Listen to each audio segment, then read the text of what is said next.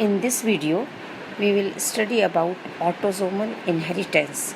As I told you, human being is having 46 chromosomes in number and 23 in pair. Means human somatic cell 2n cell contain 23 pairs of chromosomes. Then functionally they divided into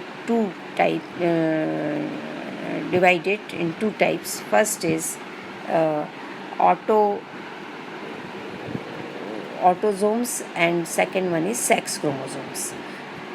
22 pairs chromosomes are known as autosomes, and a single pair of chromosomes which is involved in sex determination is known as sex chromosomes. Means in 23 pair 22 are autosomes and 23rd pair it is known as sex chromosomes.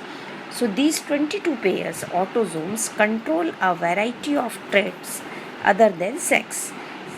ये sex decide नहीं करेगा कि new born child mail होगा कि female.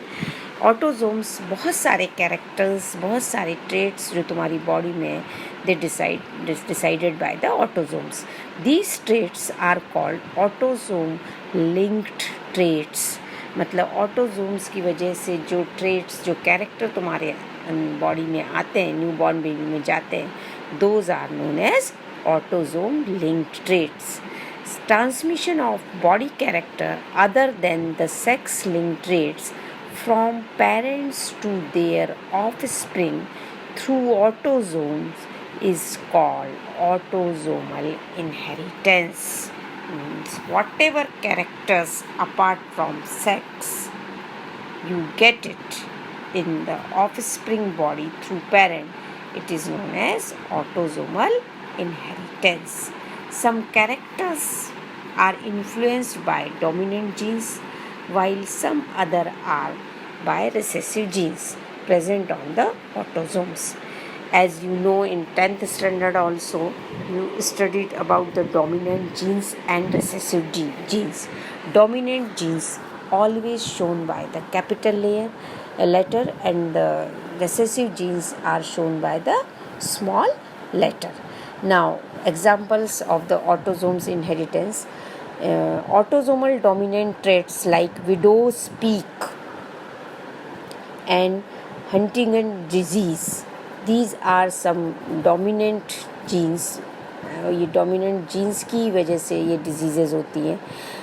Some diseases you get because of the recessive genes, जिसको बोलेंगे autosomal recessive traits. Small letter से इसको शो किया जाएगा. ऑटोजोमल रिसेसिव ट्रेट्स हैं जो डिजीज़ेज होंगी, that is phenylketonuria PKU, cystic fibrosis और cystic fibrosis and sickle cell anaemia. So autosomal dominant diseases are widow's peak and Huntington disease, and autosomal recessive diseases हैं phenylketonuria, PKU, cystic fibrosis and sickle cell anemia. So some diseases we take one by one. First is widow's peak. You have seen so many person, those are having the V-shaped hairline, that is known as, described as a widow's peak. A prominent V-shaped hairline on the forehead is described as widow's peak. It is determined by autosomal dominant genes.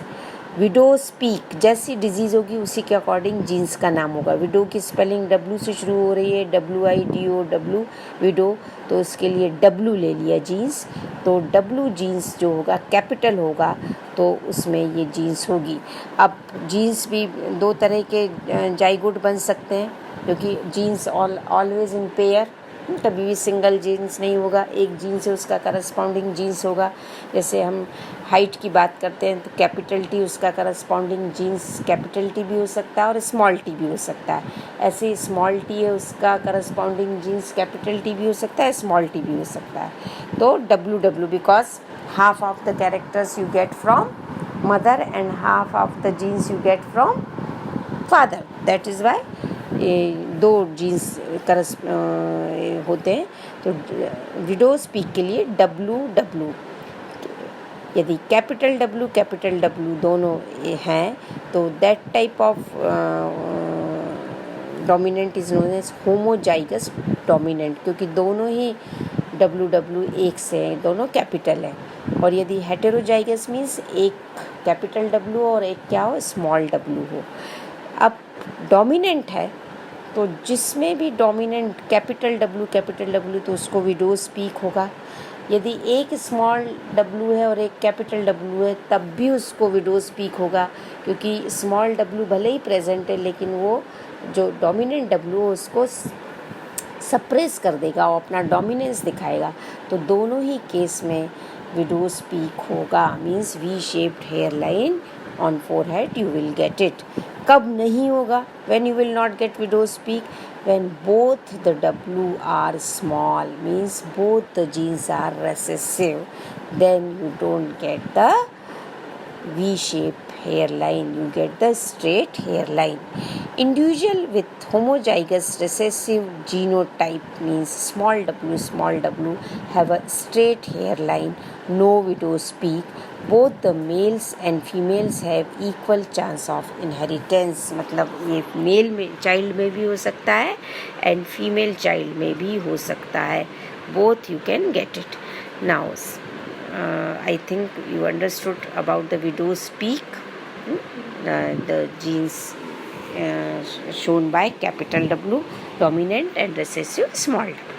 Now second disease, phenylketonuria, PKU.